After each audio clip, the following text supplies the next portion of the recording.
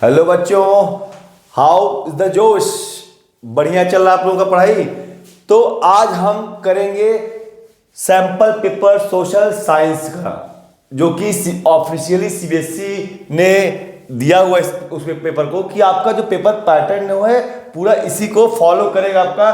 तो मैं चाहता हूं कि आप लोग अगर चैनल पर नए हैं तो चैनल को जरूर सब्सक्राइब कर लें और वीडियो को पूरा देखिए और जितने पॉइंट समझाया जाए उसको अच्छे से समझे पूरा। ठीक है, चलिए शुरू। तो सेक्शन ए आपका है, एमसीक्यू क्वेश्चंस आपके हैं। तो पहला क्वेश्चन क्या है, identify the correct option that describe the act given below. तो हमें कुछ पॉइंट दिए हुए हैं, देखना है ये पॉइंट कौन से एक्ट को डिफाइन करते हैं। फर्स्ट पॉइंट क्या है, the act was passed by the imperial Legislative council. That means जो आपका एक्ट है वो किसने पास किया है, वो पास किया गया है इंपीरियल लेजिस्लेटिव काउंसिल ने। It give power to the government to repress the political activities. जो एक्ट है ये गवर्नमेंट को पावर देती है कि जो पॉलिटिकल एक्टिविटीज हो रही, जो आंदोलन हो रहे हैं, विद्रोह हो रहा है, उसको क्या करे, उसको सप्रेस कर, उसको खत्म कर दे। उसके बाद क्या आप कहता है, third point, it empower the government to detain the political prisoners. मतलब जो पॉलिटिकल प्रिजनर्स है उनको डिटेन कर दिया जाए। तो ये कौन था, ये कौन सा आपका था, रोलेट एक्ट है, वर्नाकुलर आपको इतने दिए हुए हैं। इसमें क्या होगा, इसमें सबको पता है क्या होगा, रोलेट एक्ट। क्या होगा बेटा, रोलेट एक्ट आपका क्या था, जो आपका जिसका क्या था, जहां शुरुआत होती है गांधी जी के मूवमेंट की, जहां शुरुआत होती है आपकी नॉन कॉपरेशन मूवमेंट की, जहां शुरुआत होता है क्या, जलियांवाला बाग मैसेकर होता है, जनरल डायर आपका आता है, सब क्या है, रोलेट एक्ट की ही शुरुआत होती है। ठीक है, रोलेट एक्ट की वजह से ही आपका क्या होता है, इसी का अपोज जलियांवाला बाग में लोग इकट्ठा होते हैं, इसको अपोज करते हैं। और जलियांवाला बाग केस आपका होता है कब, 13 अप्रैल 1919। जो जनरल डायर को मारने के लिए कौन जाता है, सत्यपाल किसल्यू। ठीक है, सेकंड क्वेश्चन क्या आपका, which place in India has an artificial lake to conserve water that dates to 11th century. ये किसका आपका है, ये आपका है वाटर रिसोर्स चैप्टर से आपका है, वाटर रिसोर्स चैप्टर से है आपका। ठीक है, तो क्या है, मतलब क्या है, ये आपका वाटर रिसोर्स बोला है 11th सेंचुरी में। 11th सेंचुरी में आर्टिफिशियल लेक कहाँ पे था, दिल्ली नहीं, कहाँ पे आपका, भोपाल। क्या होगा इसका आंसर, भोपाल होगा। Artificial lake to the conserve water, ये क्या है, हिस्ट्री बारे पढ़ाया गया कि किस डायनेस्टी में था, तो आपका क्या है, भोपाल राइट आंसर है इसका आर्टिफिशियल लेक का। थर्ड क्वेश्चन क्या आपका,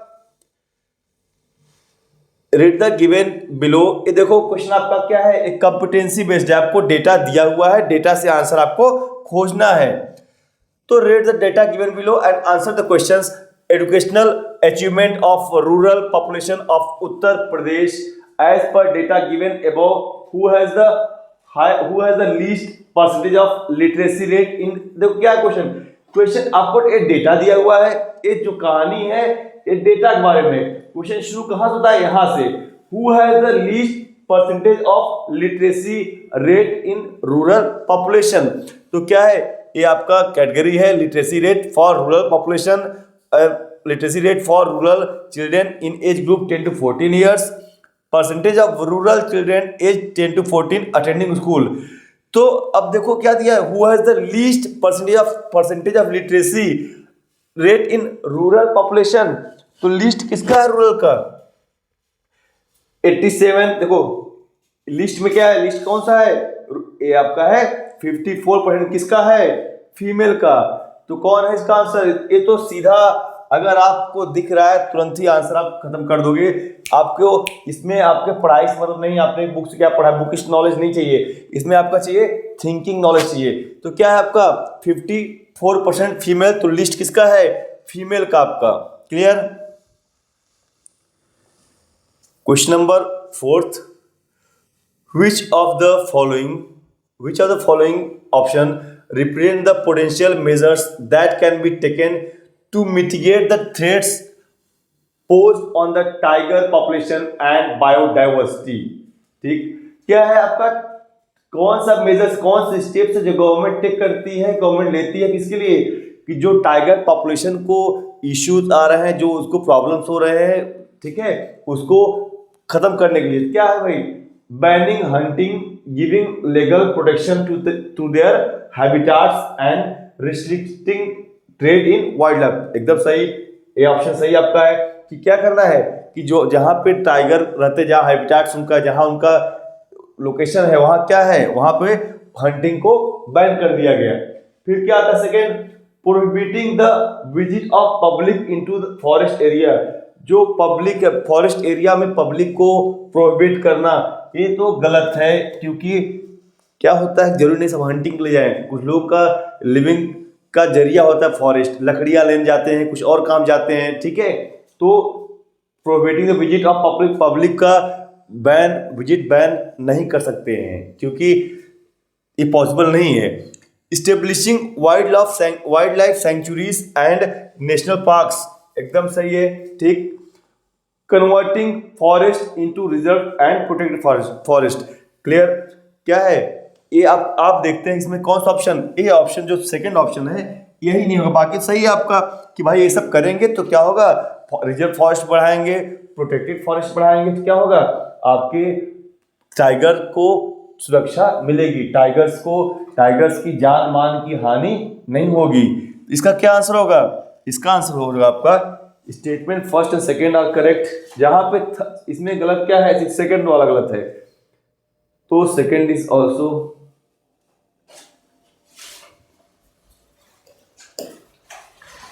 statement first third and fourth correct. Statement first third and fourth are correct. सिर्फ कौन सा गलत था, सिर्फ सेकेंड आपका इसमें गलत है, बाकी सभी क्या है, सही है, क्लियर। चलिए नेक्स्ट मूव करते हैं क्वेश्चन नंबर 5 की तरफ।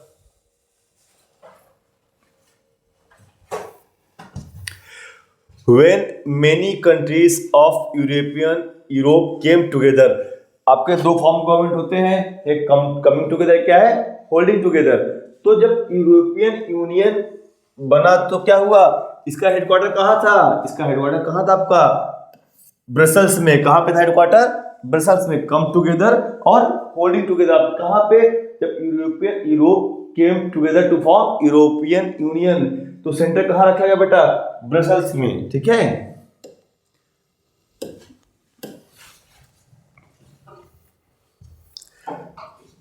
Which of the following statement accurately distinguishes between majoritarianism and power sharing?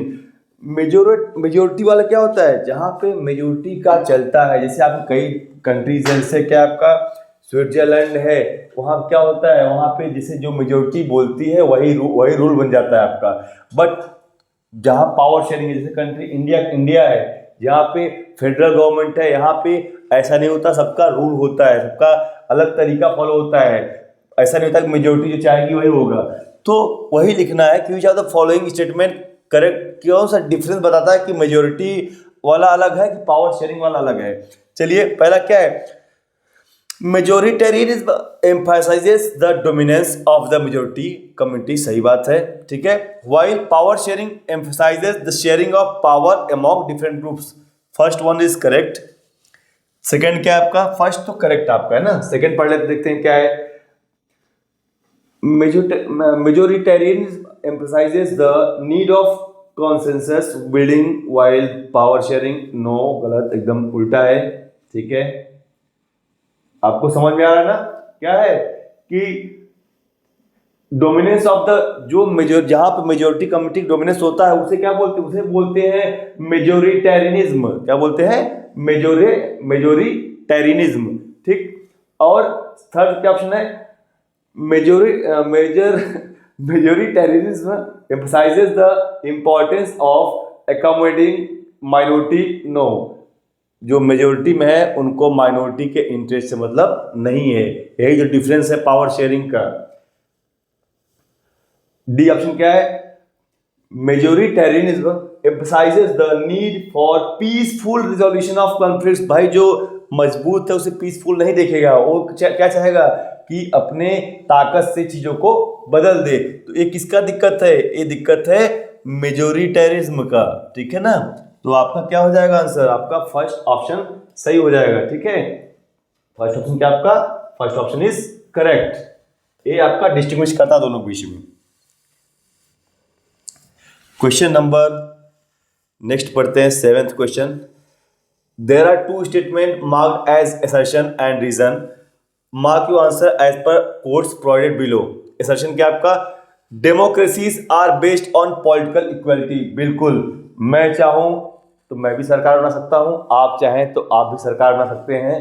तो जितने लोग मेरा वीडियो देख रहे हैं सभी सरकार बना सकते हैं। यही क्या है, यही है democracy.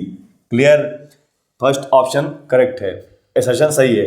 Reason, all individuals have equal say in electing representatives. ये सबको दिख रहा है कि सभी को क्या है, इक्वल राइट है। आप कांग्रेस को वोट दीजिए, भाजपा को वोट दीजिए, किसी को वोट दीजिए, आपको दीजिए, तो क्या है ये आपका असर्शन सही है, रीजन सही है। तो क्या हो जाएगा, reason is the A is the correct option, A is the correct option, that is assertion is true and reason is the correct explanation of the assertion.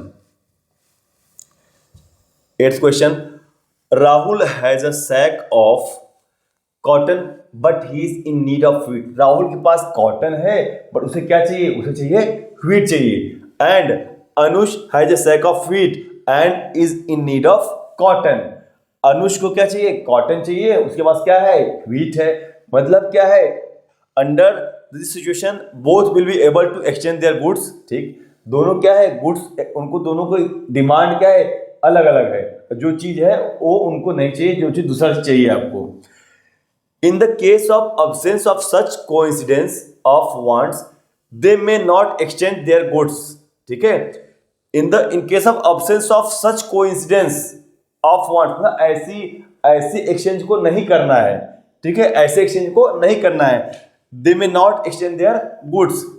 Which one of the following work be the best option that, मतलब क्या है कि ऐसा हो, हमें एक ऐसा रास्ता निकालना है कि ऐसा ना हो कि गेहूं के बदले कॉटन दिया जाए, कॉटन के बदले गेहूं दिया जाए। बिना अदला बदली किए ही कुछ रास्ता निकाल जाए कि दोनों की जो जरूरतें हैं वो पूरी हो जाए। तो कैसे होगा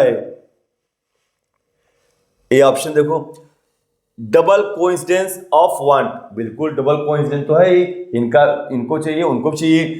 exchanging commodity for commodity, clear, सही है। एक तरीका यह था आपका कि कमोडिटी से कमोडिटी एक्सचेंज कर लें, जिसे बोलते हैं बार्गेनिंग सिस्टम। डबल को देखिए, हमें ये नहीं दिखाना कि ऐसा करना है कि म्यूचुअल एक्सचेंज हो जाए बिना क्या करने, बिना एलिमिनेटिंग। यही समझना है सब बच्चे। आप लोग क्या करेंगे, आप लोग ए ऑप्शन पढ़ेंगे, आंख बंद करेंगे, टिक मार के एक नंबर कटवा के चले आएंगे, फिर रिव्यू देखेंगे, चेक करेंगे, कहेंगे गलत कैसे हो गया मेरा। तो गलत आपका ऐसे हो गया ना कि लिखा है एलिमिनेट, क्या लिखा है, eliminating the exchange of good. Exchange of goods को नहीं, हमको इग्नोर करना है उसको। तो डबल कोइंसिडेंस ऑफ वांट, देखो तीनों सब में है ये, ठीक है। फिर क्या आपका आता है, आपका आता है क्रेडिट ऑन, कैसे करते हैं, कैसे एक्सचेंज करते हैं, मनी, कैसे, money. D is the right option. आपको कोई भी चीज चाहिए, उसके लिए क्या बनाया गया, उसके लिए बनाया गया है मनी, कि आप पैसा दीजिए और आपको सामान देने की जरूरत नहीं है, आप पैसा दीजिए और सामान अपना ले जाइए। Clear, that is called as double coincidence of want and money. Next 9th question, you are a citizen of country that has a democratic form of government. Clear, आप एक ऐसे देश के नागरिक हैं जहां पर क्या है, डेमोक्रेटिक गवर्नमेंट है। You want to ensure that the system of power sharing in your country is effective and that no one branch of government has absolute power. ठीक, मतलब क्या है कि want to ensure, आप इंश्योर करते हैं कि किसी भी एक ब्रांच के पास, मतलब किसी भी एक ब्रांच के पास सारी पावर नहीं, आप इंश्योर करते हैं। तो क्या तरीका है उसका, which the following measures would be the best meet this goal। क्या होगा भाई, all the power is concentrated in the hands of the legislative only, किसी एक लेजिस्लेटिव ओनली के पास अगर सब पावर क्या है, ये तो आपका पावर शेयरिंग हुआ नहीं पावर शेयरिंग का। Second, power is divided between the central government and the state और provinces with each level having its own sphere of influence. No, each, ये जो ओन आ गया ना, ओन आ गया, own sphere नहीं होना चाहिए। Power separated among the legislative, executive and judicial. देखो आ गया हमारा पावर शेयरिंग का, क्या है, legislative, executive and judicial branches with each branch having its own responsibilities and powers. Clear, ये आपका सही है, ठीक है, क्योंकि जुडिशियल है, यहाँ पे जुडिशियल क्या करेगा, जो भी कंफ्लिक्ट होगा उसको क्या करेगा, उसको रिजॉल्व करेगा आपका। This is the C is the right option.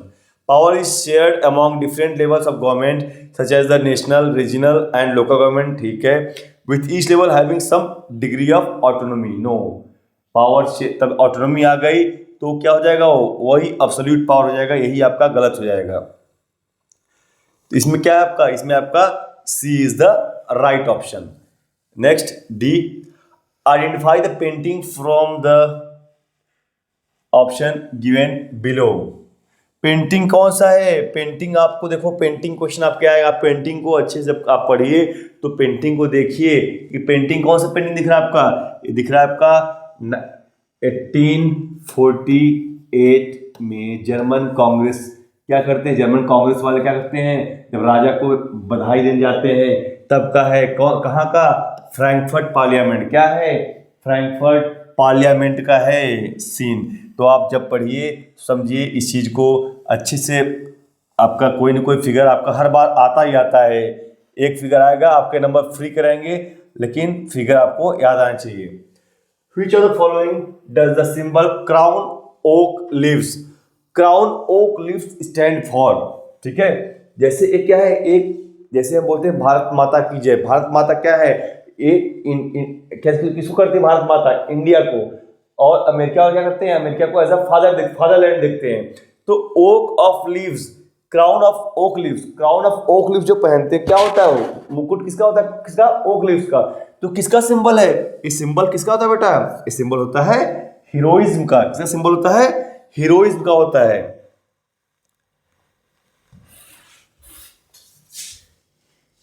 12th question आपका है, evaluate the impacts of opening foreign trade on the global economy by identifying the appropriate statement among the following options। ठीक है, हमें क्या करना है, हमें देखना है ओपनिंग ऑफ फॉरेन ट्रेड, क्या देखना है, foreign trade on the global economy, that is globalisation.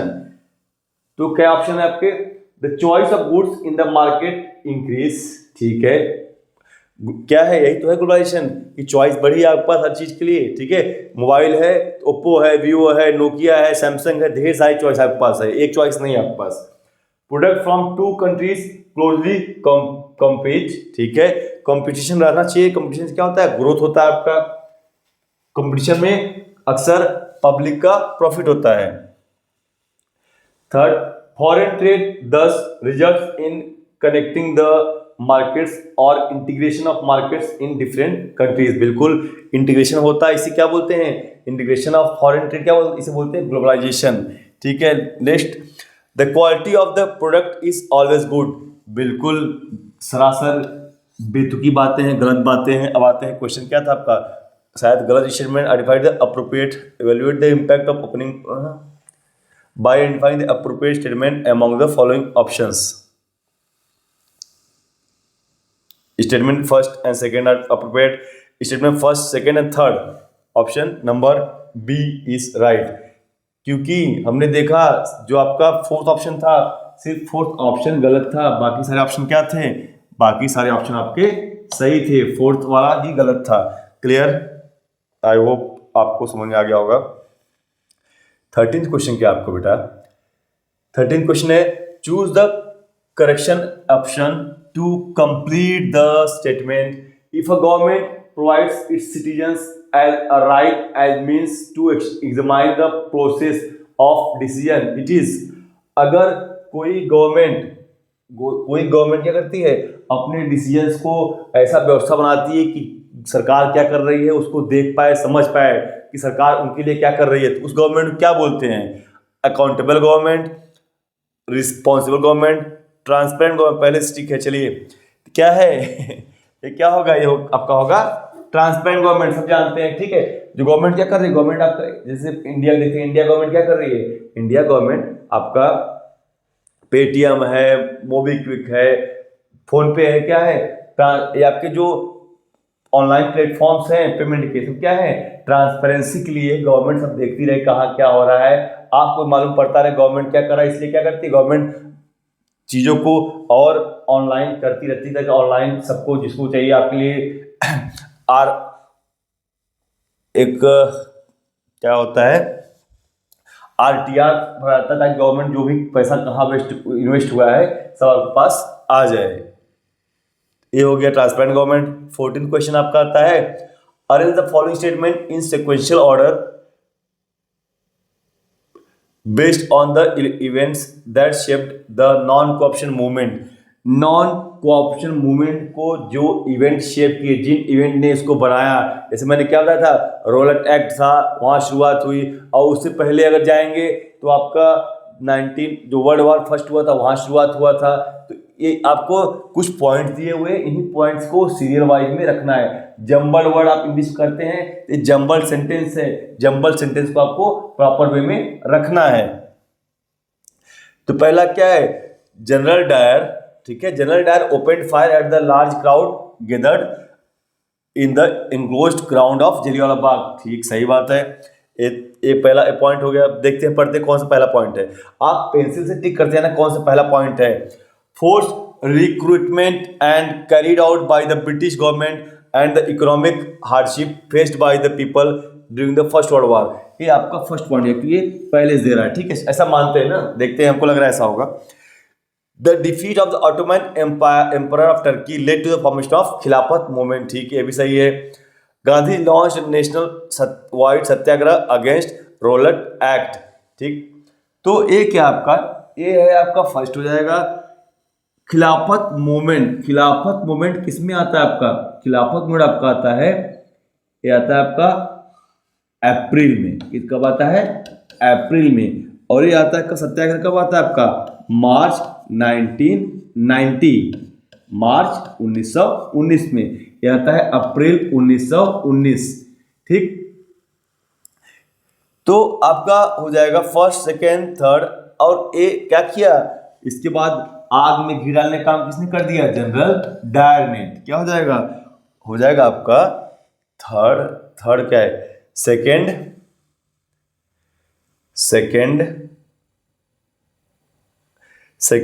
Fourth. चलिए ऑप्शन देखते हैं, सेकेंड, फोर्थ। सेकेंड ऑप्शन है ए, सेकेंड ना, यही सही होगा आपका? नहीं, ये गलत है, ए ऑप्शन गलत है सारे इसमें। क्या होगा इसका? इसका आपका हो जाएगा सेकेंड, फोर्थ, थर्ड और फर्स्ट। सेकेंड, फोर्थ, थर्ड और फर्स्ट। क्लियर? ए आपका होगा। ठीक,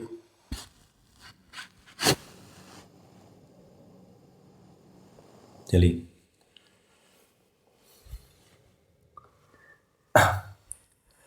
next question.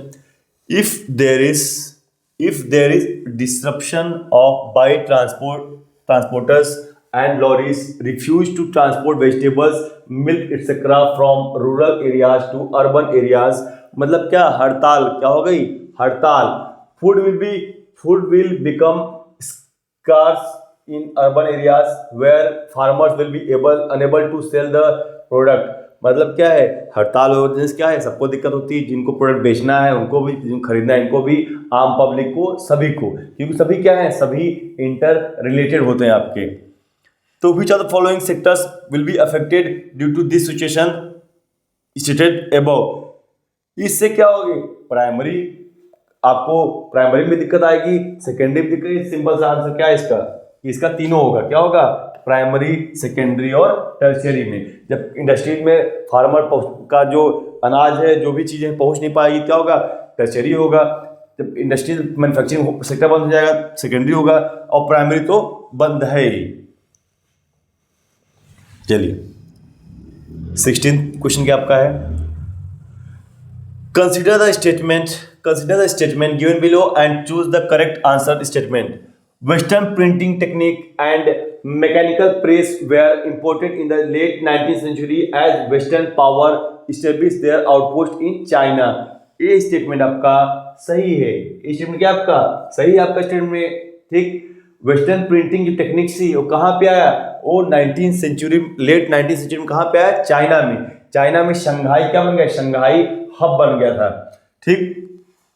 Beijing became the hub of the new, ये गलत है, बीजिंग नहीं, यहाँ पे शंघाई होना चाहिए। क्या होना चाहिए, शंघाई। तो क्या है, first is the right, second is the wrong. First is correct, second is incorrect, सही ठीक। आपका जो क्या है आंसर ए करेक्ट है ठीक, इनकरेक्ट ऐसा कुछ नहीं है।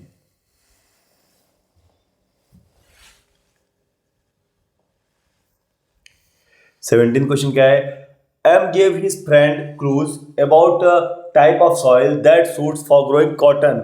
एम ने बताया कि कॉटन ग्रो करने के लिए कौन सा सॉइल अच्छा होता है किसी अपने दोस्त को। Which are following clues provided by M would be most useful. अब आपको सोचना क्या है कि कॉटन के लिए क्या अच्छा होता है। कॉटन जो सॉइल होता है ब्लैक सॉइल होता है मेनली, ठीक है, तो इसके लिए क्या चाहिए। फ्रेंड ने कौन सा क्लू दिया, it is well known for its capacity to hold moisture. बिल्कुल, जो आपका कॉटन जो आपका ब्लैक सॉइल होती है उसकी प्रॉपर्टी होती है, क्या करती है वो मॉइस्चर को होल्ड करती है ठीक। अभी तक मुझे लग रहा है क्लू फर्स्ट सही है, बट हम नेक्स्ट पढ़ते हैं। नेक्स्ट क्या है, it turns yellow when it is hydrated. ये कौन ठीक है, ये किसका होता है, तो होता है प्रॉपर्टी किसका, रेड एंड येलो सॉइल का, रेड एंड येलो सॉइल का आपका। इट इज रिच इन कंकर एंड भांगर, ये किसका है, तो एलुवियल का है।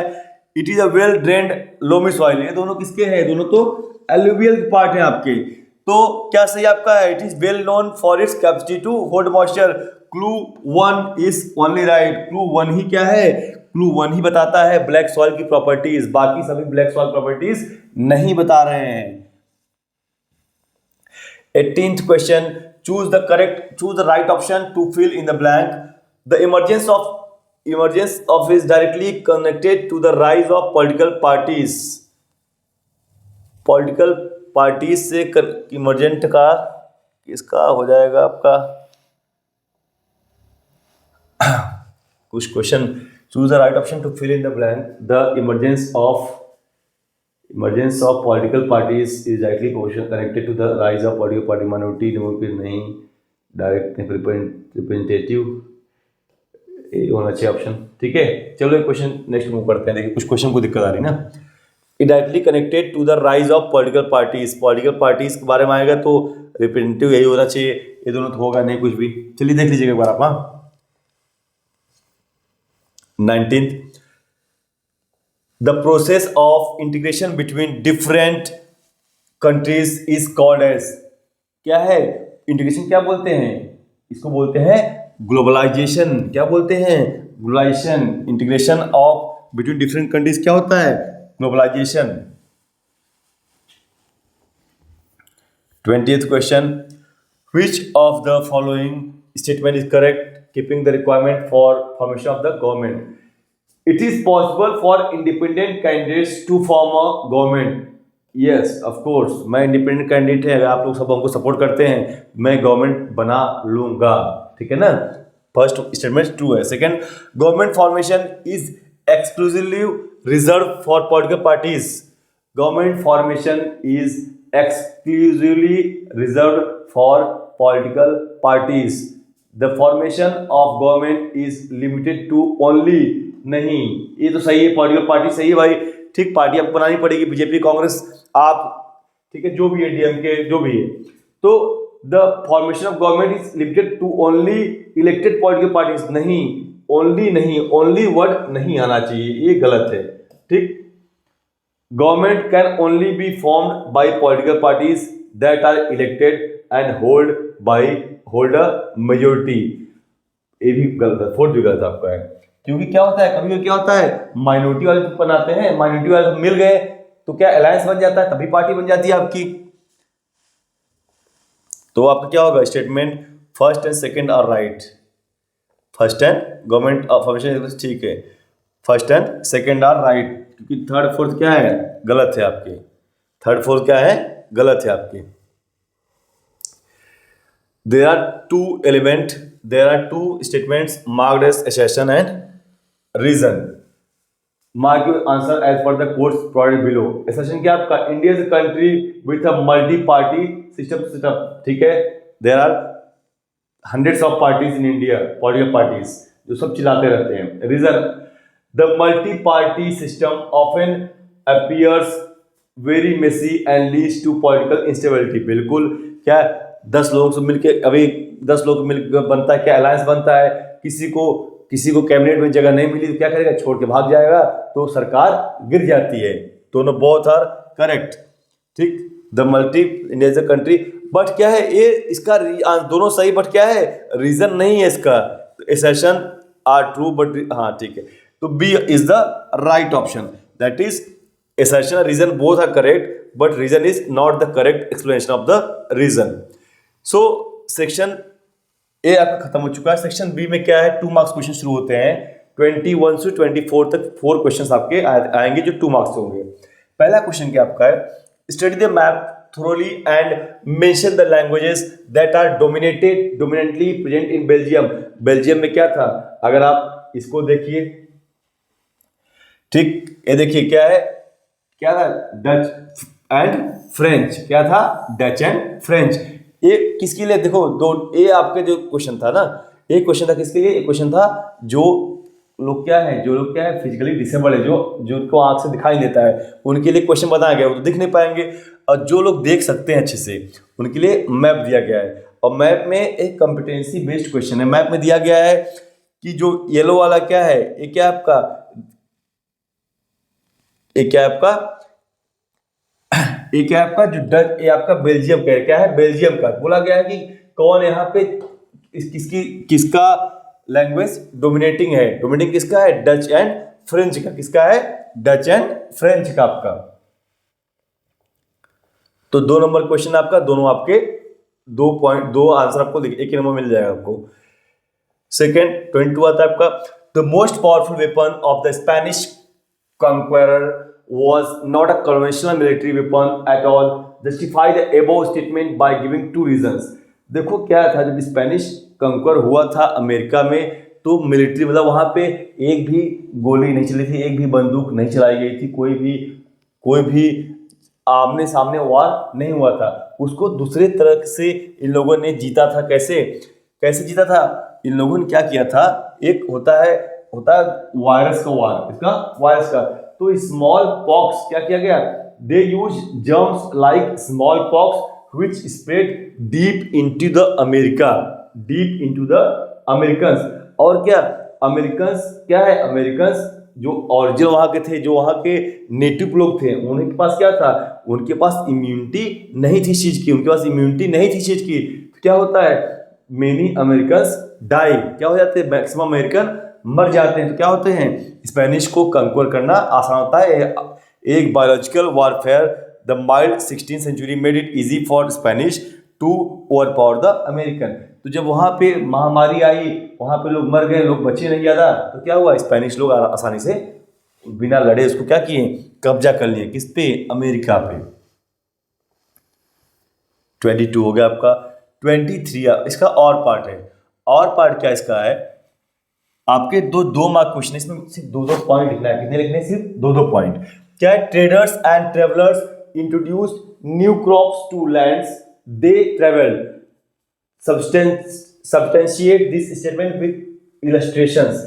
मतलब जो ट्रेडर्स एंड ट्रेवलर्स हैं, क्या है, ट्रेवलर्स कल्चर्स को भी यहाँ संभाले जाते हैं, और खान पीन भी क्या है, हमारा कल्चर का हिस्सा है। वही लिखा है कि ट्रेडर्स और ट्रेवलर है, ये क्या है, यही न्यू क्रॉप्स को यहाँ से वहाँ ले गए हैं। जैसे देखो हम लोग क्या खाते हैं, चाउमीन खाते हैं, बर्गर खाते हैं, सब कहाँ, हमारा थोड़ी है, हम तो दाल चावल रोटी वाले मजबूत आदमी हैं।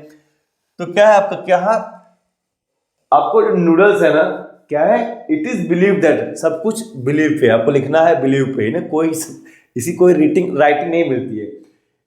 It is believe that noodles travelled west from China to become spaghetti. Noodles क्या बोलते हैं चाइना में, स्पैगेटी बोलते हैं।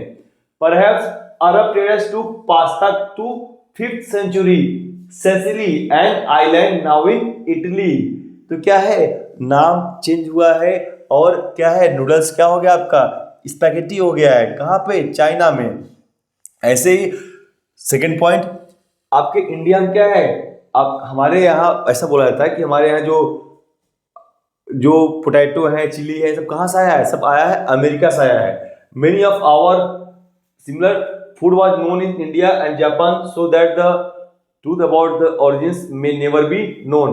Many of our common foods such as potato, soya and sweet potato all have come from 5th century introduced in Europe. कहाँ पे, Europe में, and Asia after Christopher Columbus जो यहाँ आए थे तब इंट्रोड्यूस हुआ। कहाँ पे, इंडिया पे। आलू चिप्स जो हम लोग खाते हैं वो कहाँ से आया है, अमेरिका से आया है।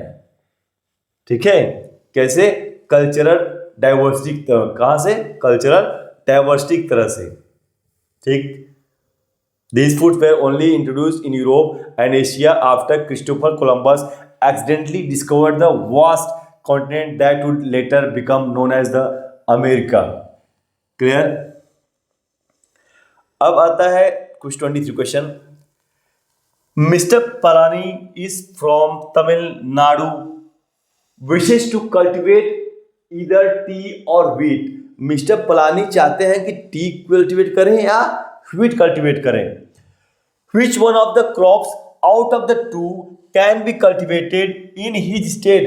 मिस्टर पलानी तमिलनाडु के हैं तो का गेहूं करेंगे, नहीं करेंगे, चाय पत्ती पैदा करेंगे। ठीक है, substantiate your answer with any two examples. क्यों करेंगे, क्योंकि वहाँ का वेदर, वहाँ का मानसून ऐसा है वहाँ का, ठीक है, वहाँ का मिट्टी ऐसा है वहाँ का, वहाँ ट्रॉपिकल क्या है, सब ट्रॉपिकल क्लाइमेट है वहाँ का।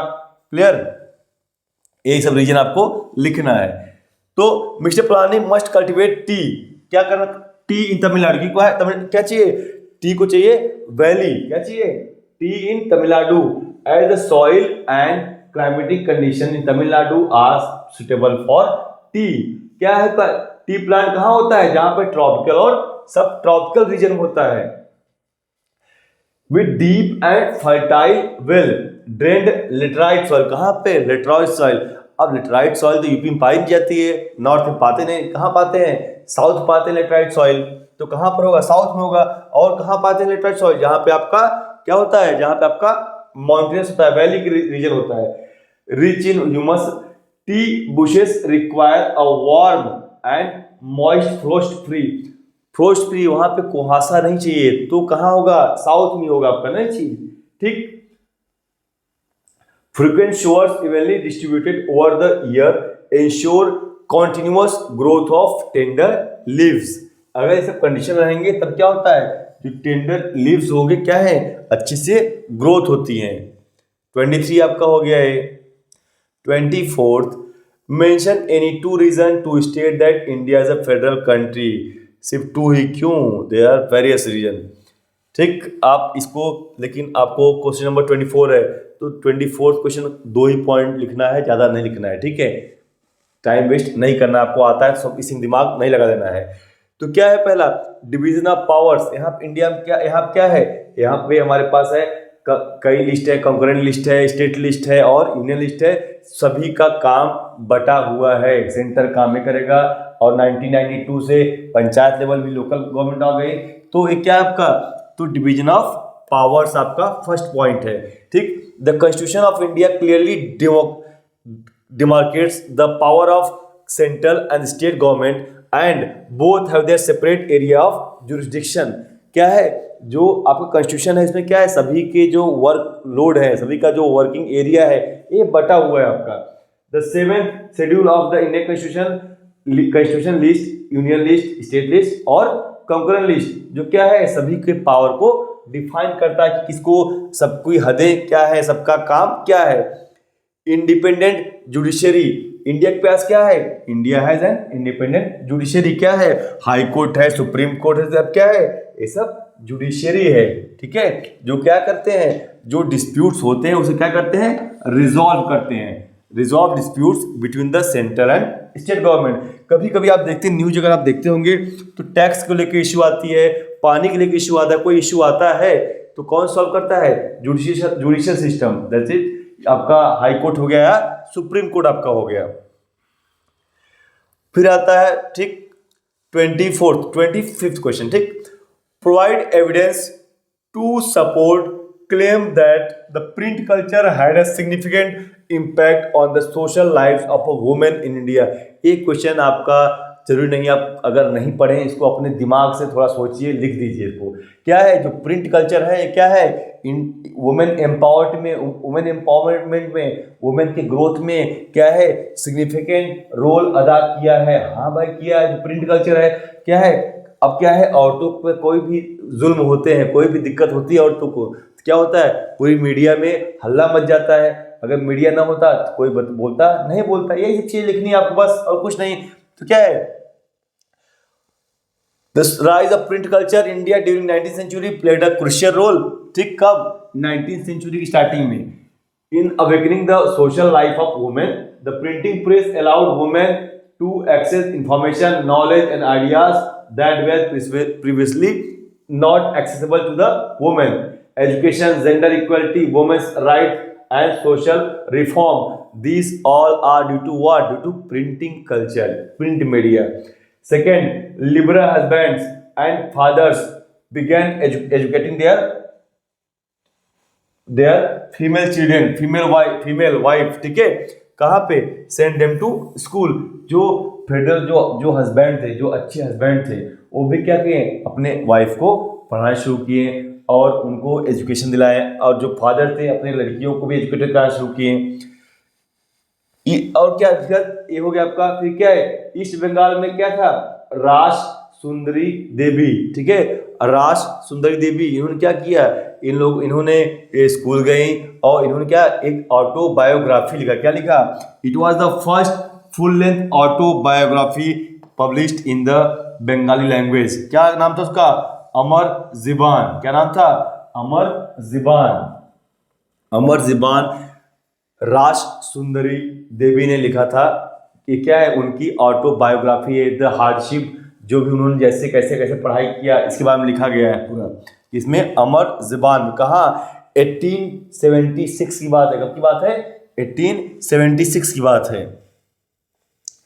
इसके बाद देखो, the Bengali women like Kailash Bashini Devi, इन्होंने क्या लिखा, इन्होंने क्या किया है, इन्होंने लिखा है कि जो औरतें हैं कहाँ पे, इम्प्रिजन्ड इन होम, जो घरों में कैद हैं, इसके बारे में लिखा।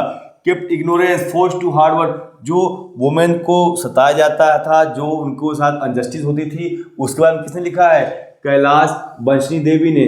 जब इन्होंने पढ़ा, इनके बाद प्रिंटिंग मीडिया, इन्होंने क्या किया, जो समस्याएं थी औरतों का, उसको उजागर किया। हाउ?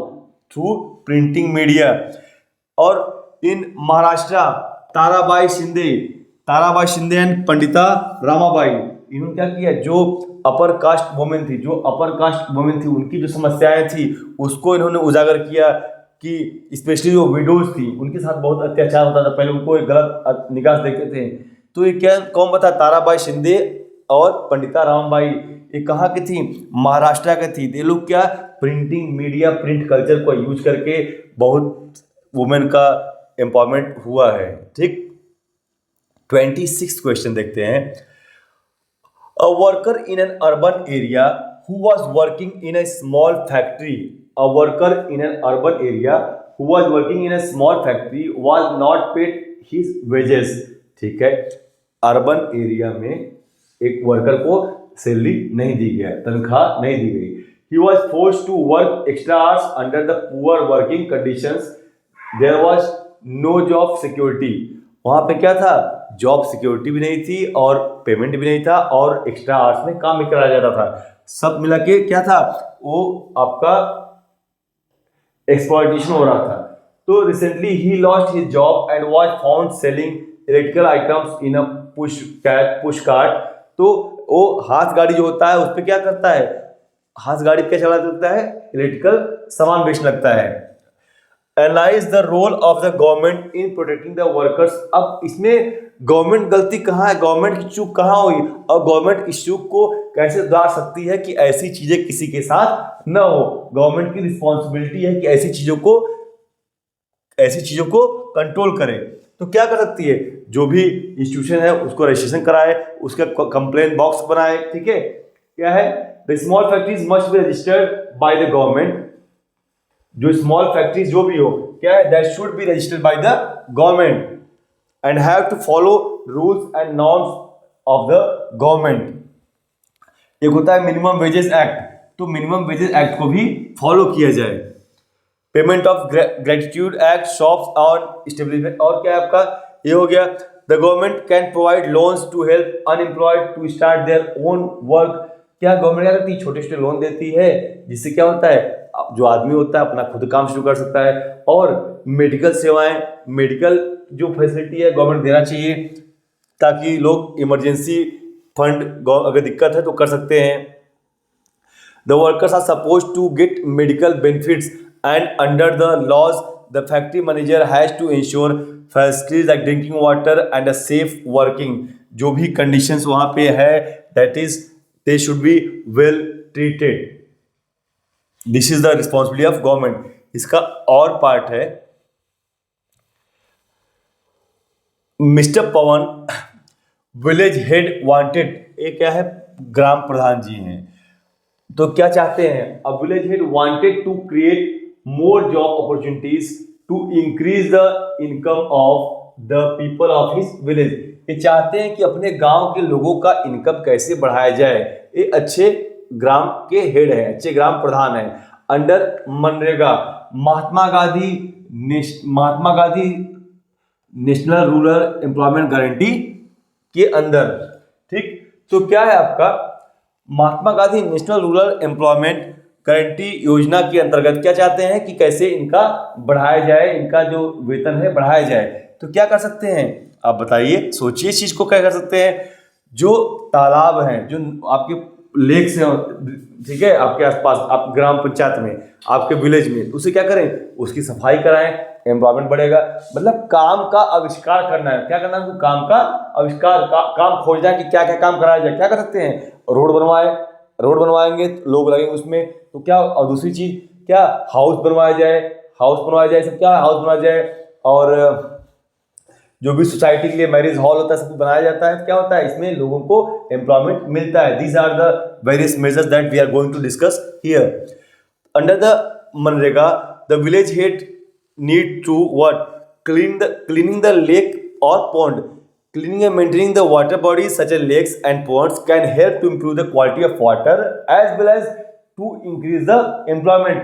जब लेक साफ होगा, नदी तालाब साफ होगा, कौन करेगा, आदमी करेंगे। तो आदमी क्या मिलेगा, एम्प्लॉयमेंट, क्या मिलेगा, रोजगार मिलेगा उनको।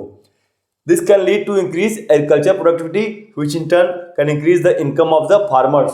Clear. Second, road construction. Road construction होगा तो क्या होगा, कनेक्टिविटी बढ़ेगी, एक्सेसिबिलिटी बढ़ेगी within the village, making it, तो क्या होगा, आपके अंदर गांव के बीच क्या होगा, ग्लोबलाइजेशन होगा। जो क्या है, इंटीग्रेशन हो रहा है आपका, रोड कंस्ट्रक्ट हो रहा है, तो आपका जॉब भी लगेगा, लोग काम करेंगे। क्लियर, ये आपका village road construction. Next, cooperative milk society and small scale industry. Milk society बन सकता है, स्मॉल स्केल इंडस्ट्री बन सकती है, जिससे क्या है, लोगों का रोजगार मिल सके। The formation of a cooperative milk society can provide a platform for the local dairy farmers to collectively sell their milk and other dairy products, increasing their income. Similarly, the establishment of a small scale industries can generate employment opportunities. Construction work क्या है आपका, infrastructure development किया जाए, कुछ नए नए project launch किया जाए, तो क्या होगा इससे, देखो, the construction of houses, community centres and other infrastructure projects can generate more job opportunities. These all are the things that a gram pradhan or village head can do to increase the job. Next question, agriculture gives boost to industrial sector. Justify the statement with any three relevant option. Agriculture boost कैसे करता है आपका industrial sector को कैसे करता है, यही लिखना है आपको। इसके लिए पढ़ने की जरूरत नहीं, आप थोड़ा थिंकिंग बेस्ड क्वेश्चन आपका। कैसे है, आप चिप्स खाते हैं, आलू के ढेर सा सामान खाते हैं, आलू का क्या कैसे क्या है, इट प्रोवाइड्स रॉ मटेरियल, क्या प्रोवाइड करता है, raw material for food processing, textile and paper. Paper बनते हैं, किसका बनता है, बम्बू बनता है आपका। For instance the cotton industry relies heavily on, cotton industry क्या है, जो कपड़े पहनते हैं आप लोग, क्या है, कॉटन इंडस्ट्री। किस पे डिपेंड करता है, एग्रीकल्चर डिपेंड करता है। चलिए फर्स्ट पॉइंट हो गया ना। Similarly, food processing industries rely on agricultural products such as fruits, vegetables, and cereals. Clear? Second, market expansion. अब अगर एग्रीकल्चर नहीं हुआ तो जो मार्केट, जो थ्रेशर हैं, जो ट्रैक्टर हैं, कंबाइंस हैं, जो आपके रोज नए नए अवतार ले रहे हैं, ये क्या करेंगे, सब आपके बेकार हो जाएंगे। तो कौन संभालता है, एग्रीकल्चर सेक्टर संभालता है इनको, ठीक है। तो क्या आपका market expansion, agriculture provides a vast market for industrial products, for example use of agriculture machinery like tractors, tillers, harvesters etcetera. The growth of agriculture sector increase the purchasing power of farmers. अगर agriculture sector का growth होगा तभी जो farmers हैं इनके पास income उनकी बढ़ेगी, तो क्या है, परचेसिंग पावर इनकी बढ़ेगी।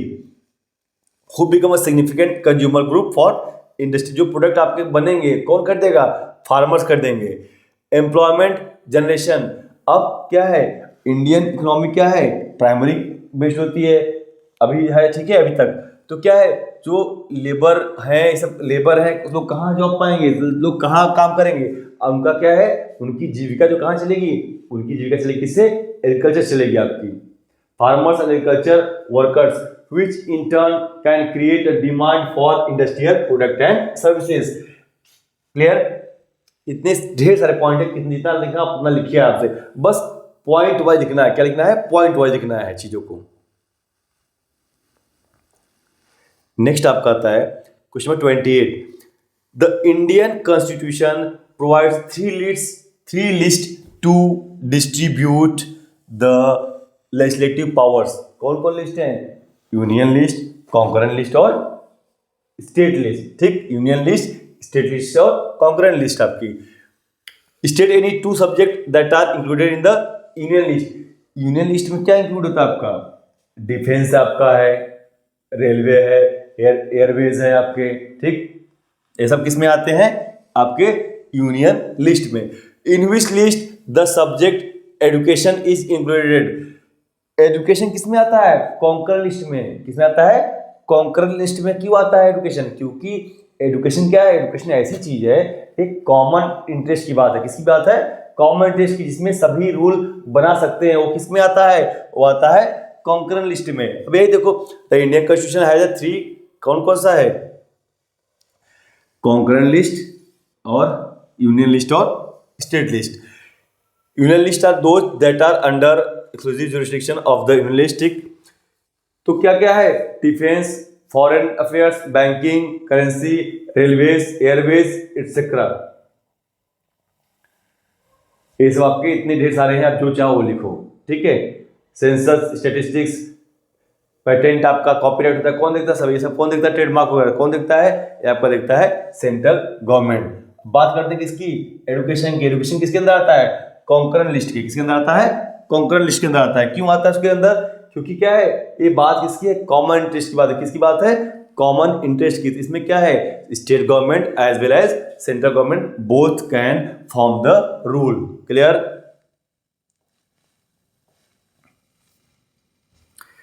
29th, compare the table A and B. A table दिया है, बी टेबल दिया है, ठीक है, टेबल ए और B, and answer the question given below. Table A आपका क्या है, देखो टेबल ए आपका दिया हुआ है, ये टेबल ए है। Share of sector in GDP, ये आपका टेबल ए है और ये आपका टेबल बी है। क्या है, 1973-74 टर्शियरी कितना था आपका, 50 था, नहीं ये आपका ए है, ये आपका ए है, ये आपका बी है, बस गलती हुआ है। क्योंकि क्या है, पहले क्या था आपका, पहले प्राइमरी आपका, पहले हमारे इंडियन इकोनॉमी का बैकबोन कौन था, प्राइमरी सेक्टर। जो एग्रीकल्चर सेक्टर क्या था, बैकबोन था इंडियन इकोनॉमी का, बट क्या हुआ है, ग्रेजुअली क्या हुआ, डिक्लाइन हुआ है, क्या हुआ है, डिक्लाइन हुआ है। तो वही चीज कंपेयर करने को बोला जाएगा आपको कि टर्शियरी कितना था 1973 में, 77-78 में कितना 18% था, सेकेंडरी 11 और प्राइमरी 71 था। और क्या है आपका 17-18 कितना हो गया 31, 25 हो, प्राइमरी 44 हो गया और ये कितना हो गया 31। अब बात करते हैं किसका, share of sectors in GDP. एक इसकी बात हो गई एम्प्लॉयमेंट की, एक इसकी बात हो रही है जीडीपी की। जीडीपी में शेयर कितना है, टर्शियरी कितना है आपका 50% था आपका और प्राइमरी का 40 था, बट 13-14 कितना हो गया, प्राइमरी का शेयर बढ़कर 68 हो गया। इसका क्या हुआ, इसका 40 से आपका 11 क्या हो गया, 11% आपका हो गया। तो ऐसा आगे बढ़ते हैं, क्या बोला है, a remarkable fact about India is that while there has been a change in the share of three sectors in GDP, sector change हुआ आपका, क्या था 50 से 68 हो गया आपका, 40 से 11 हो गया, 10 से 21 हो गया। A similar shift has not taken place in employment, क्या हुआ जीडीपी में तो जो ग्रोथ हुआ है, बट ठीक जो चेंज जैसे क्या हुआ चेंज हुआ जीडीपी में, वैसे चेंज किसमें होना चाहिए था, एम्प्लॉयमेंट में, बट वैसा नहीं हुआ है। Why didn't a similar shift out of primary sector happen in case of employment, कि जैसे प्राइमरी सेक्टर में जो चीजें चेंज हुई है वो शिफ्ट आपका एम्प्लॉयमेंट में क्यों नहीं हुआ है, एम्प्लॉयमेंट में क्यों नहीं हुआ है। सब्सटेंशिएट योर आंसर, तो इसका जब आंसर है इसका क्या होगा, क्यों नहीं हुआ भाई, क्योंकि देखो प्राइमरी सेक्टर क्या होता है, प्राइमरी सेक्टर होता है आपका एग्रीकल्चर सेक्टर होता है प्राइमरी सेक्टर।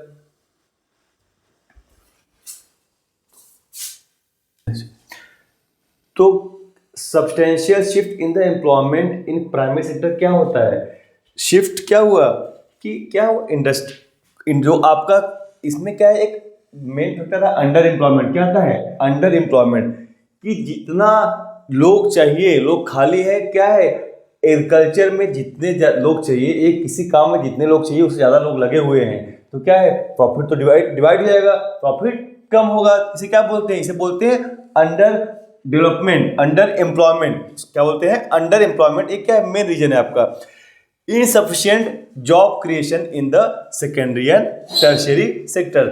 जो सेकेंडरी और टर्शियरी सेक्टर आपका है ये क्या है, जॉब क्रिएशन क्या हुआ है, फेल हो गया है, क्या हुआ है, it fails to generate an adequate number of jobs, कौन सेकेंडरी और टर्शियरी सेक्टर्स में।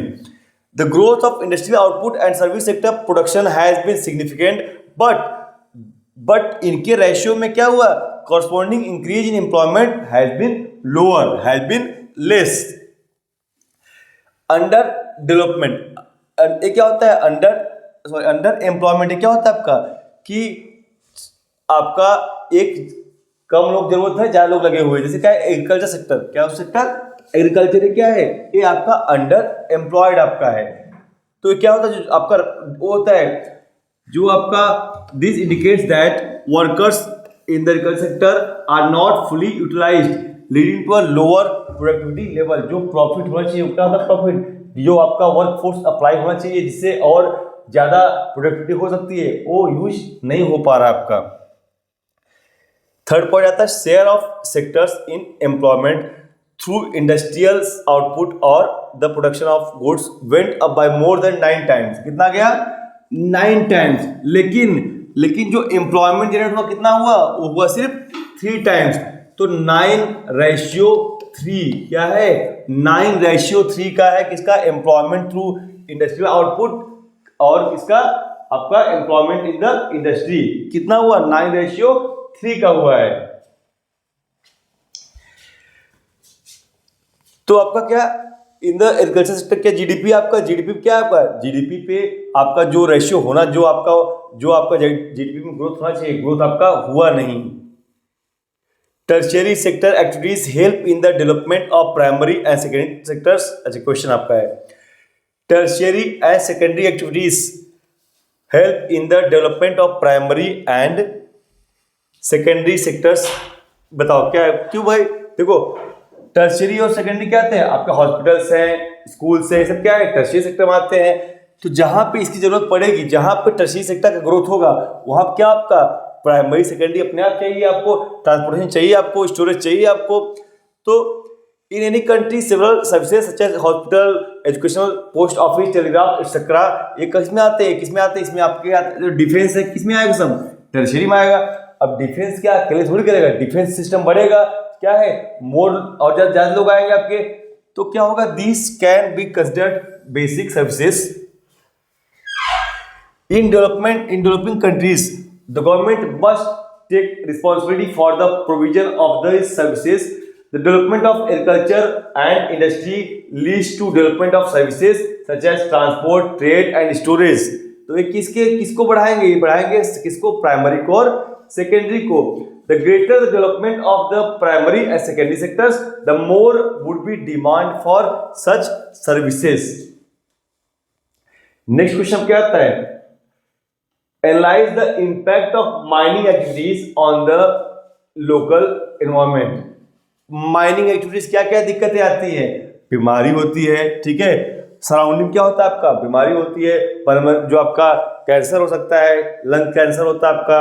जो माइनर्स हैं उन्हें क्या है, इसे आप पढ़ लीजिए पूरा इसको, क्या है risk of collapsing mine roof है, ठीक, रूफ कभी गिर जाती है, कभी आग लग जाता है, कभी क्या होता है, कभी आपका उसमें अचानक से पानी बारिश हुआ आपका रूफ गिर गया, बारिश हुआ पानी भर गया, ये सब क्या है दिक्कतें हैं आपकी। और जो उसका वेस्ट है क्या है, आप इसको पढ़ लीजिए, क्या है the fact that mining is one of the most dangerous job. ये क्या है negative impact on the environment. जो चीजें डिस्चार्ज होती है, जो चीजें माइनिंग से डिस्चार्ज होती है, क्या करते हैं उससे क्या होता है आपका जो अंडरग्राउंड वाटर है ये भी क्या होता है पॉल्यूटेड हो जाता है, जो आपका सराउंडिंग है वो भी पॉल्यूटेड, आपको एयर पॉल्यूशन होता है आपका, और जो उससे एयर पॉल्यूशन होता है उससे क्या होता है एसिड रेन, और भी एसिड रेन होता है।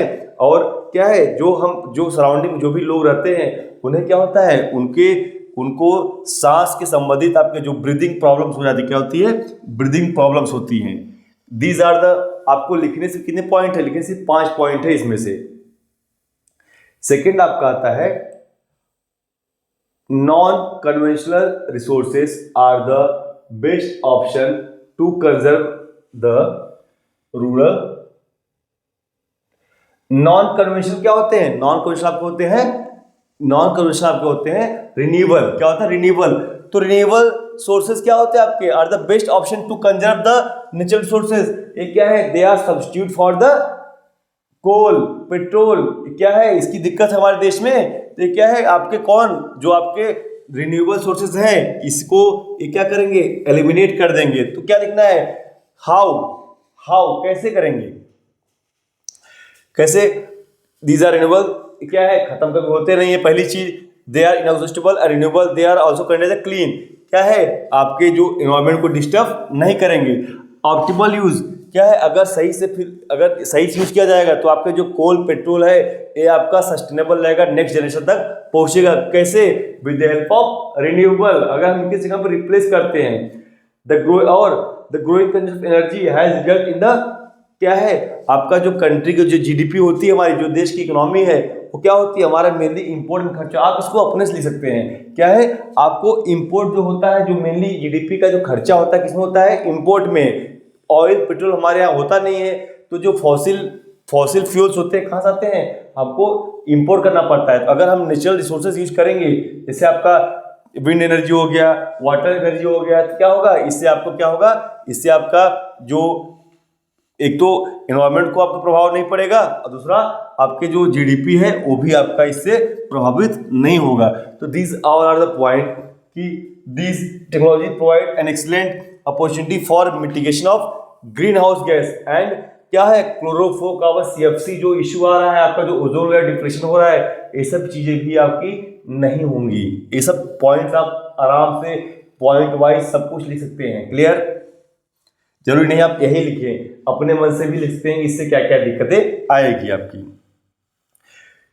31 question, how would you evaluate Napoleon as an administrator who created a more rational and efficient system elucidate with suitable example. So Napoleon Bonaparte जो आपके थे, इनके क्या क्या सुधार किया था, इनके एडमिनिस्ट्रेशन में क्या क्या इंप्रूवमेंट हुआ था, उसको आपको लिखना है। तो क्या इंप्रूवमेंट किया था इन्होंने आप सबको याद है क्या, कई जो आपके फ्यूडल सिस्टम था, कई सिस्टम थे जो आपके खराब थे, जो कि क्या थे, जो कि किसानों के लिए दिक्कत था, जो लोगों के लिए क्या था, बंधक बनाए जाते थे लोग, और जो ट्रांसपोर्ट सिस्टम था उसको क्या किया, उसको इम्प्रूव किया है। तो the civil code of 1804 usually known as Napoleon code secure right to property, क्या दिया, राइट टू प्रॉपर्टी दिया, established equality before the law. The major point क्या है, राइट टू प्रॉपर्टी और equality before the law, removed all privileges based on birth, जो birth पे right मिलता था कि मंत्री का बेटा मंत्री होगा, सब कुछ खत्म कर दिया। Napoleon code was followed by the regions under French control, कहाँ फॉलो होता था, फ्रेंच कंट्रोल में। New businessman, artisan, peasant, workers सभी क्या किए, जो नया, उन्हें क्या लगा कि नया फ्रीडम प्राप्त हुआ है। उसके बाद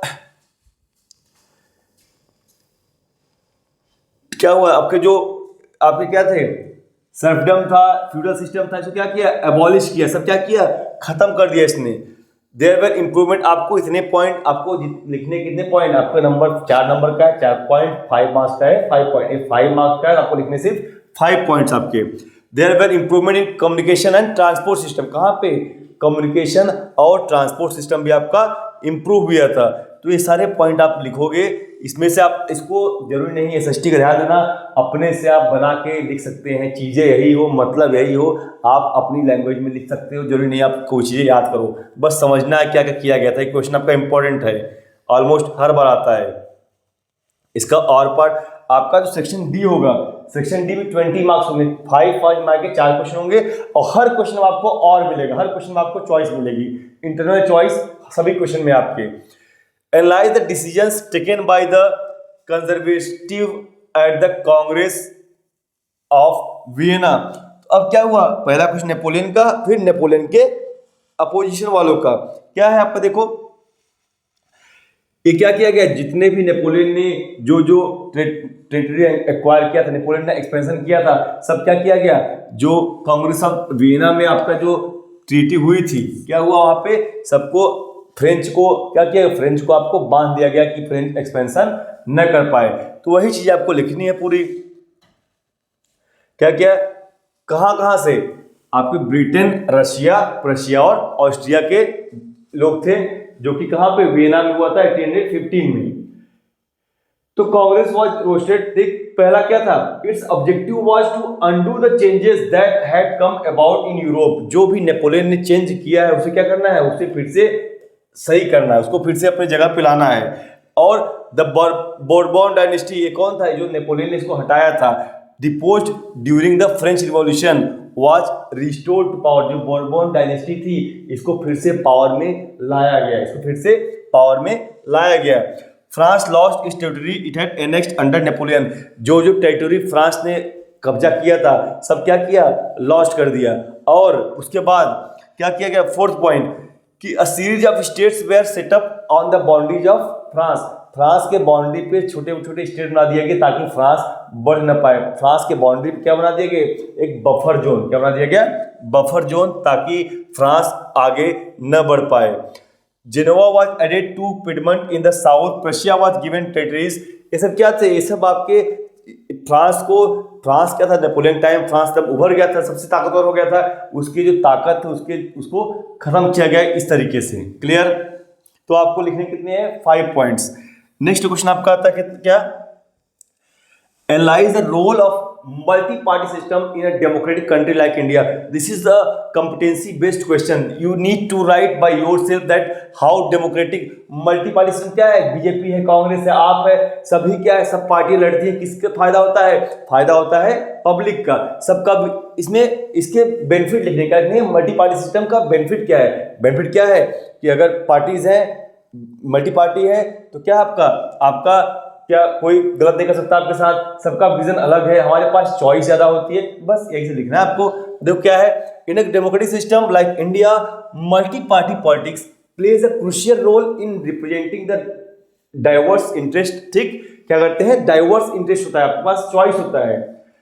the multi party system allows for a competition. क्या होता है, कंपटीशन में होता है कौन कितना अच्छा देगा। कोई कुछ देता है, कोई बोलता है हम गैस सिलेंडर फ्री देंगे, कोई बोलता है हम पूरा घर फ्री देंगे। ये क्या है, ये फायदा है किसका, मल्टी पार्टी सिस्टम का है। सेकेंड पॉइंट आता है, the presence of multiple parties also provide a check and balance against anyone. अगर कोई गलत करता है तो दूसरा क्या होता है, विपक्षी जो विपक्ष पार्टी होता है क्या होता है, उसको चेक करता है कि कहीं आप गलत तो नहीं कर रहे हैं आप। This system allows a variety of interest and opinions to enjoy political representation. मतलब क्या है, जो वोटर्स होते हैं जैसे हम लोग हैं, हमारे पास क्या है, ऑप्शंस होते हैं कि हम किसको चूज करने, जो we will choose the best. हम क्या चूज करते हैं, best. Through this system, different and diverse parties could represent the sections of society, and power does not absorb in the hand of one single.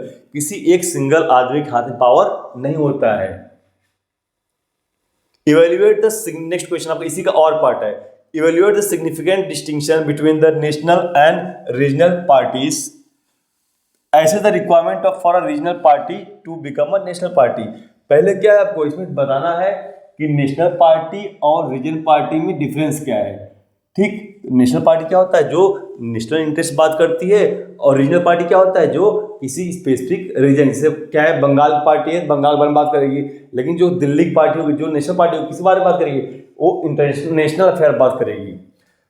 ठीक, यही चीज़ है, difference आपका simple क्या है। National parties are powerful in the centre and deal with the national issues. Regional party कहाँ होता है, limited to a specific region और state, and they will demand, कुछ भी डिमांड करें कहाँ के लिए, एक स्पेसिफिक रीजन के लिए डिमांड करेंगे। National parties action offer preference to national issues. ठीक है, अब आता है आपका कि क्या क्या चेंजेस होता है, क्या क्या आपका चेंजेस होता है दोनों डिफरेंस के। डिफरेंस आपका यह है, किसी रीजनल पार्टी को नेशनल पार्टी होने के लिए 6% वोट शेयर क्या होना चाहिए, लोकसभा इलेक्शन में 6% वोट शेयर होना चाहिए किसी भी 4 स्टेट में, और इसको कितना सीट, 4 सीट विन करना चाहिए किसमें, लोकसभा में। ये क्या है, ये आपका है, ये आपका है क्या, ये आपका है रीजनल पार्टी को नेशनल पार्टी होने के लिए रिक्वायरमेंट। एग्जांपल क्या है, बीजेपी, कांग्रेस, बीएसपी सब नेशनल है। रीजनल क्या है आपका, DMK, Telugu Desam, all this. ठीक है, question number 33, a farmer has borrowed, question number 33 competitive based again, a farmer has borrowed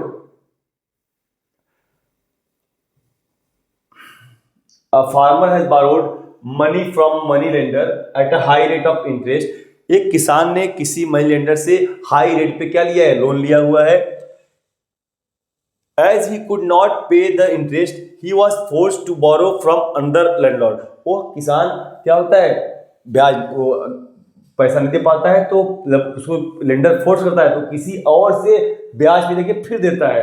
तो पूछा गया है कि स्टेट द कॉन्सिक्वेंसेस ही में फेस। जो किसान है वो क्या क्या दिक्कत हो, क्या दिक्कत किसान को होगी भाई, किसान क्या दिक्कत है, कोई भी लिख लेगा। किसान को हैरेसमेंट होगा, किसान क्या होगा, वो डेब्ट ट्रैप में, कर्ज के जाल में फंसता जाएगा। क्या हो जाएगा, किसान कर्ज के जाल में फंसता जाएगा, इसे बोलते हैं डेब्ट ट्रैप, कर्ज के जाल में फंसता जाएगा। ठीक, क्या होगा, वो कहाँ से लिया है, ठीक है, कहाँ से लिया है, जहाँ पे एक इनफॉर्मल जगह से लिया है, कोई गवर्नमेंट का अप्रूव जगह नहीं है। तो जो गवर्नमेंट के अप्रूव लोग नहीं है क्या करेंगे, वो अपने सेल्फ इंटरेस्ट के लिए ज़्यादा से ज़्यादा पैसा कमाना चाहेंगे, ब्याज बढ़ाना चाहेंगे वो। इसमें किसान क्या होगा, किसान को हैरेसमेंट हो, क्या होगी, the farmer may face ongoing harassment and physical harm from the lender, he will not be able to make regular interest payment. क्या होगा, पेमेंट कर नहीं पाएगा वो, इनका लेके उनको देगा, उनका लेके इनको देगा, इसी में किसान आपका फंसता जाएगा।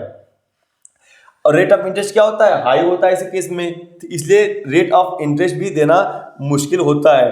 Borrowing from another landlord to repay its original, किसी और से लेके किसी और देना, ये क्या है, इसका पार्ट है। क्लियर, ये आप समझ लो, इसको अपने से अच्छे से बढ़िया से अपनी लैंग्वेज में आप इसको लिख दीजिएगा।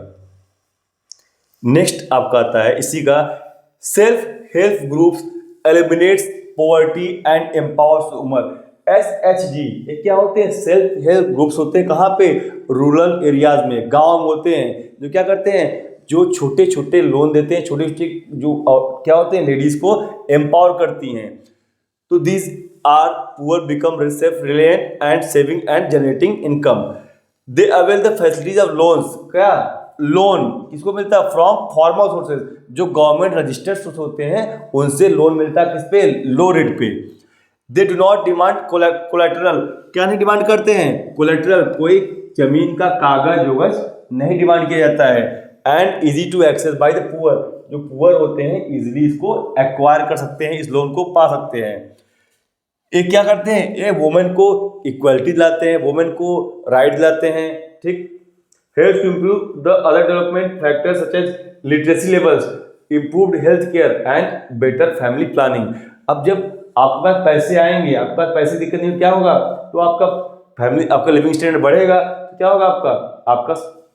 आपका जो फैमिली प्लानिंग है ये भी एक फैक्टर होता है आपका, और हेल्थ केयर आपका इंप्रूव होगा, इकोनॉमिक एम्पावरमेंट होगा। ठीक, वुमेन एम्पावरमेंट होगा आपका। तो ये सब क्या है? आपका स्किल डेवलपमेंट आपका होगा। तो this all are various point that you can include in this question, and you need to just understand the answer, the question, you understand the answer, write the answers in your way. Clear? Next आपका आते हैं 5 marks question खत्म हो गए। 34, 35 और 36 ये तीनों क्या आपके पैसेज वाइज, आपके पैसेज यहाँ पे बुक से हैं, और इस पे क्या आपका, ये आपको अंडरस्टैंडिंग बेस्ड क्वेश्चन है। 34 क्वेश्चन क्या आपका, it is set of passive resistance that it is the weapon of the weak। ये लिखा है गांधी जी बारे में। किसने लिखा है? गांधी जी बारे में। Power of which is subject this article can be used only by the strong. ठीक, तो पहले इसका क्या करना, इसको आप क्या करो, पहले इसका क्वेश्चन पढ़ा करो, फिर आंसर खोजा करो, जैसे आप इंग्लिश में करते हैं। तो क्या है इसका? Why did Gandhi ji say that passive resistance is not the weapon of the week.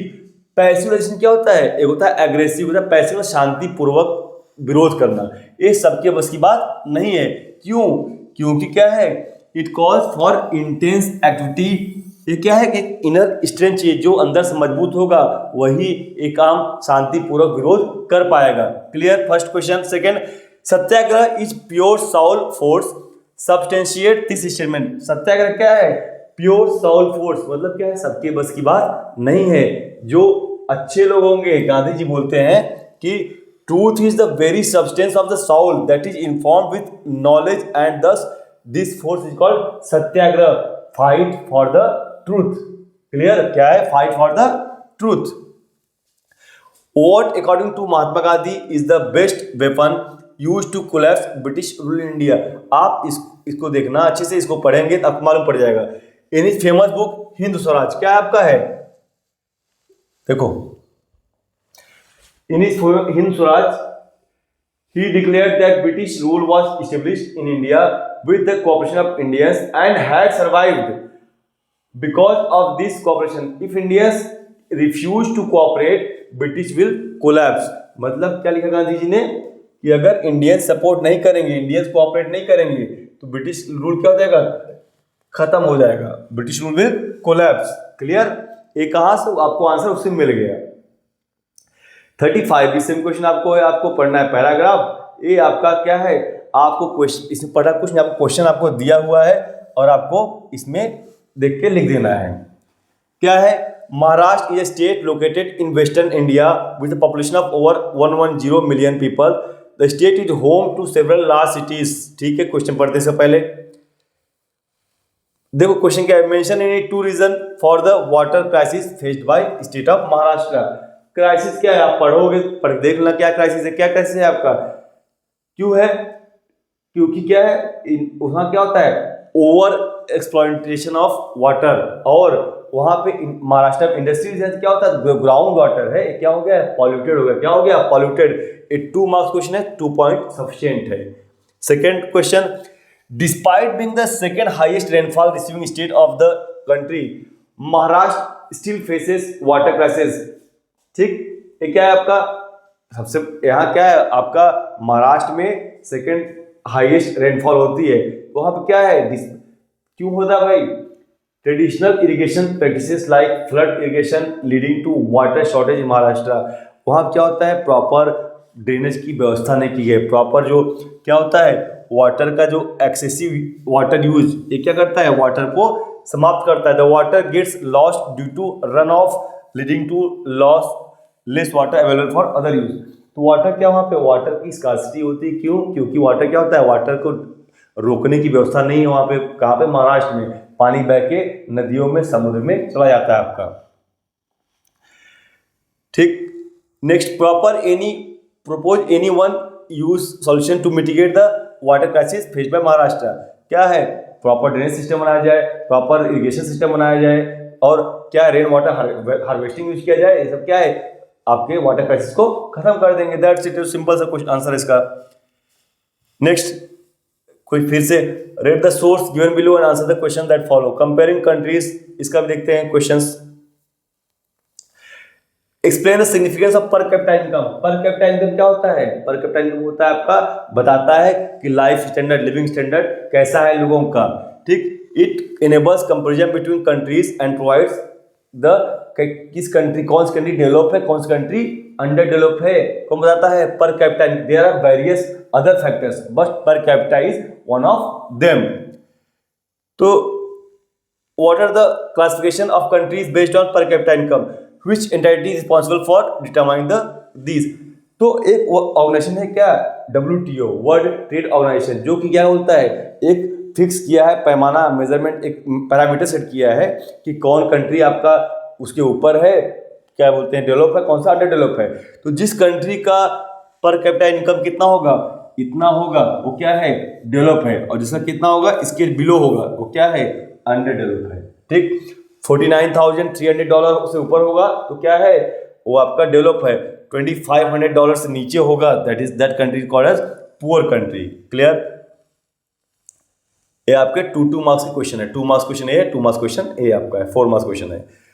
फिर आपका 2 places A and B have been marked on the given outline map of India, identify them।